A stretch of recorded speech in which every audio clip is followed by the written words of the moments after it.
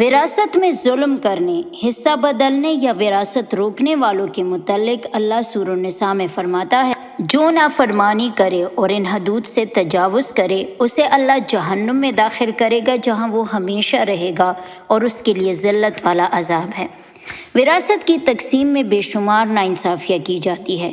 کہیں پر ایک بھائی سب بہن بھائیوں کے حصوں پر قابض ہو جاتا ہے، کہیں پر بیٹیوں یا ماں کو اس کے حصے سے محروم کر دیا جاتا ہے، کہیں ہبہ کے نام پر زبردستی رضامندی لی جاتی ہے اور کمزور وارثوں کا حصہ چھین لیا جاتا ہے۔ اسی طرح یتیموں کا حق کھانا یا غیر منصفانہ تقسیم سے رجسٹری چند ایک کے نام کرنا۔ لیکن ایسے ظالموں کو اللہ کس قدر سخت لہجے میں للکارتا ہے، سوچ کر ہی انسان لرز اٹھتا ہے۔ جس کسی نے ناحق کسی کی میراث پر قبضہ کر رکھا ہے وہ جان لے کہ اللہ ان سخت الفاظ میں اسے قرآن میں مخاطب کر رہا ہے۔ وَتَأْكُلُونَ التُّرَاثَ أَكْلًا لَمًّا، اور تم میراث کو سارا سمیٹ کر کھا جاتے ہو۔ وَتُحِبُّونَ الْمَالَ حُبًّا جَمًّا، اور مال کو بہت زیادہ محبت سے چاہتے ہو۔ کلا اذا دکت الارض دکن دکا، ہرگز نہیں جب زمین کو چورا چورا کر دیا جائے گا۔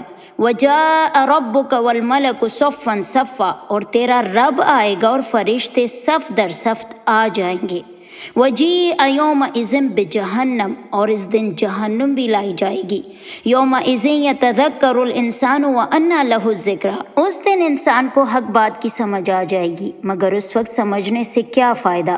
یقول یا لیتنی قدمت لحیاتی، وہ کہے گا کاش میں نے اپنی آخرت کی اس زندگی کے لیے کچھ آگے بھیجا ہوتا۔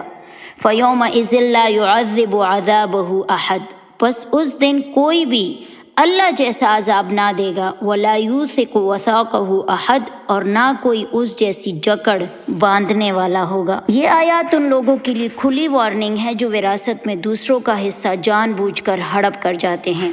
اللہ کہتا ہے تم سمجھتے ہو کہ دوسروں کا حصہ کھا کر تم نے مال حاصل کر لیا؟ نہیں، بلکہ دراصل تم نے اپنی آخرت بیچ ڈالی۔ تم اس دن اللہ سے بچ کر کہاں جاؤ گے جب زمین پاش پاش کر دی جائے گی، جب تیرا رب آئے گا اور فرشتے قطار در قطار ہوں گے، اور اس دن جہنم بھی لائی جائے گی، اور تم جو دوسروں کا مال ہڑپ کر گئے ہو لرزتے ہوئے کھڑے ہوگے، جہنم تمہارے سامنے بڑک رہی ہوگی، اور تم سے کہا جائے گا کہ دوسروں کو ان کا مال واپس کرو، مگر تمہارے پاس کچھ بھی نہیں ہوگا جو تم دے سکو۔ ان آیات کو سن کر موازنہ کیجئے کہ آپ بھی کسی کے حق پر قابض ہیں، یا اگر آپ کا حق چھینا گیا ہے تو اللہ ظالم کی پکڑ ضرور کرے گا۔